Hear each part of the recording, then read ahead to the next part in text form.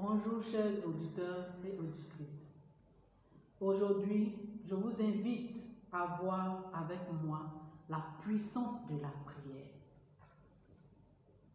La puissance de Dieu en Jésus est la puissance spirituelle que nous faisons descendre par le moyen de la prière. Actes chapitre 1, verset 8. Vous recevrez une puissance, le Saint-Esprit survenant sur vous, et vous serez mes témoins. En grand 1, la puissance de la prière n'est presque pas exploitée par le peuple de Dieu aujourd'hui. Cette puissance réside dans tous les croyants et n'attend que d'être libérée, car Jésus-Christ vit en chacun de nous. Il réside au milieu de ses enfants et détient toute la puissance du ciel et de la terre. Matthieu 28, verset 18. Jésus leur parla ainsi. Tout pouvoir m'a été donné dans le ciel et sur la terre. En grand 2, la puissance de la prière est la puissance de Dieu qui est libérée par le moyen de la prière. L'exemple du prophète Élie dans 1 Roi chapitre 18, versets 36 à 37.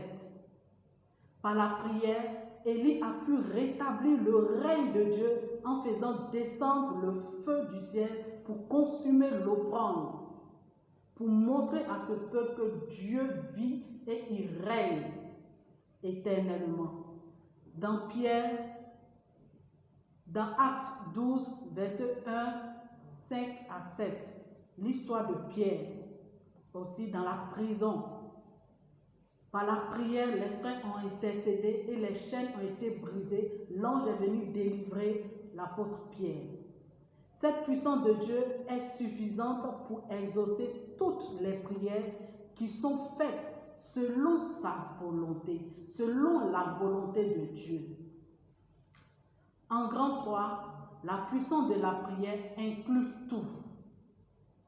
La prière passe par-dessus toutes les barrières et tous les sommets. La puissance de la prière agit sur notre psychique, notre physique, notre spirituel, notre mental, notre moral. Elle pénètre des lieux qu'aucune autre puissance ne peut atteindre. Il n'est pas de situation ou de problème qui dépasse la puissance de la prière.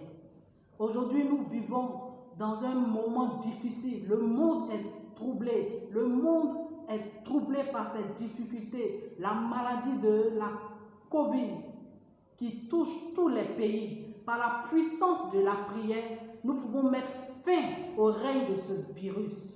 Et tout ce qui est de maladie, Ebola et toute autre chose, les crises dans les différents pays, par la puissance de la prière, nous pouvons vaincre. Et nous allons, au nom de Jésus-Christ, avoir la victoire sur tous ces maux qui troublent nos pays, nos familles. La puissance de la prière rétablit toutes choses, les organes, ton état de santé, quelle que soit ta maladie, invoque l'Éternel dans la prière et le Seigneur agira.